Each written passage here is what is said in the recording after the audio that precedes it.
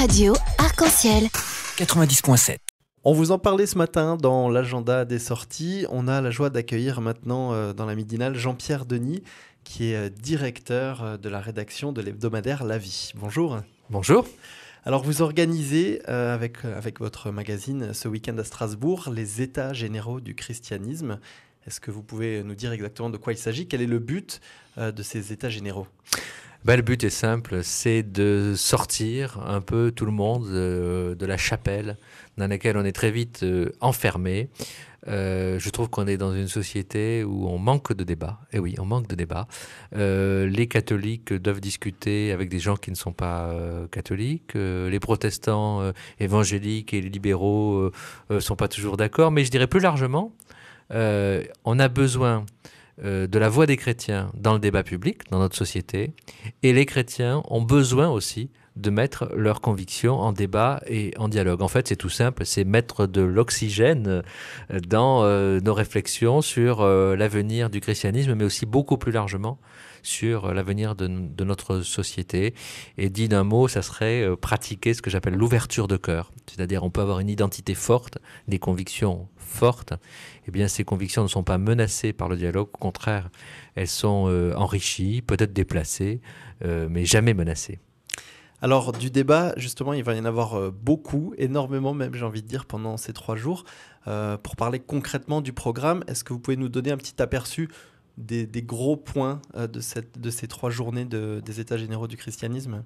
Demain matin, on commence très fort à 8h30 à l'église Saint-Pierre-le-Vieux où nous faisons tomber un mur entre les catholiques et les protestants puisque cette église est divisée depuis l'époque de Louis XIV. Et c'est une symbolique évidemment extrêmement forte que l'ouverture entre les catholiques et les protestants, l'ouverture d'un mur. Puis un très grand débat à la cathédrale. La cathédrale sera pleine demain matin au cours de ce débat. Et en fait, finalement, derrière, des dizaines et des dizaines d'événements. Je voudrais attirer votre attention sur la nuit du christianisme qui aura lieu à l'église Saint-Jean demain soir, vendredi, de la soirée jusqu'à l'aube de samedi matin, avec toutes les grandes traditions spirituelles du christianisme pour quelque chose qui sera à la fois festif, spirituel, contemplatif. Et je crois que ça va être un très très beau moment. Alors vous savez, les États généraux du christianisme, on vient quand on veut, comme on veut, qui veut vient, rentre librement, sort librement. Pour la nuit du christianisme, ça sera la même chose. On peut venir à n'importe quelle heure, on n'a pas besoin d'être chrétien ou pas chrétien, chrétien comme ci ou chrétien comme ça. On vient parce qu'on a envie de vivre un moment spirituel très fort et on peut arriver même en pleine nuit et repartir quand on veut. Alors par contre, pour les différentes conférences, les différents débats, il me semble qu'il faut s'inscrire.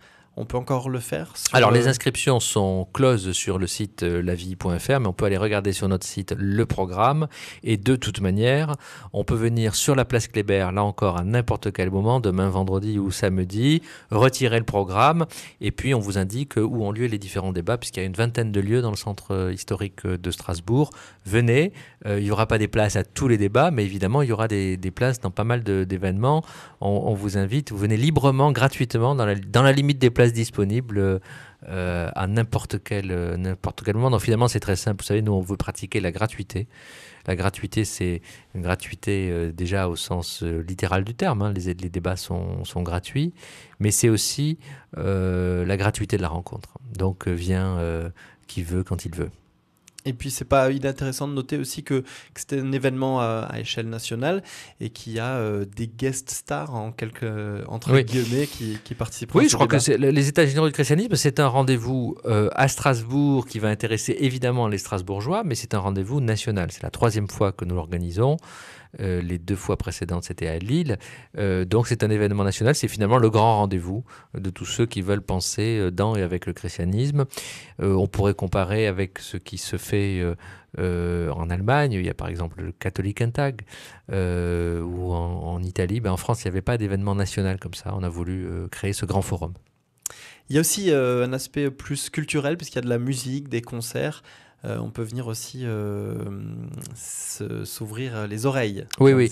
Alors, la seule proposition qui sera payante, c'est le grand concert qui aura lieu samedi soir, tout simplement parce que nous souhaitons pouvoir rémunérer les artistes qui travaillent. C'est la moindre des choses. Autrement, beaucoup de propositions culturelles, musicales, théâtrales, gratuites. Il y a aussi un cycle de cinéma. Le christianisme, c'est pas seulement un culte ou des cultes. Le christianisme, c'est pas seulement une prise de position dans des débats de société. On entend beaucoup parler de la position des chrétiens, par exemple, à propos du mariage gay. Le christianisme, c'est beaucoup plus large que ça. Le christianisme, c'est la culture. C'est un dialogue avec la culture. Et donc, les questions culturelles, les propositions culturelles, festives et spirituelles aussi, sont au cœur des États généraux du christianisme. Alors, très concrètement, on peut retrouver tout le programme, les différentes conférences, etc. sur Internet. Sur lavie.fr, lavie comme en un seul mot, L-A-V-I-E, lavie.fr. On peut retrouver tout ça. Et si on veut, bien on va directement sur la place Kléber. Nous sommes en train ce jeudi de finir de monter notre village de tente. Et bien sur ce village de tente, vous pourrez rencontrer la rédaction de La Vie. Vous pourrez trouver une librairie, découvrir tout le programme, recevoir le programme. Et donc je vous invite à passer, même à passer simplement place Kléber à n'importe quel moment, vendredi ou samedi. Merci Jean-Pierre Denis. Je serai heureux de vous y retrouver.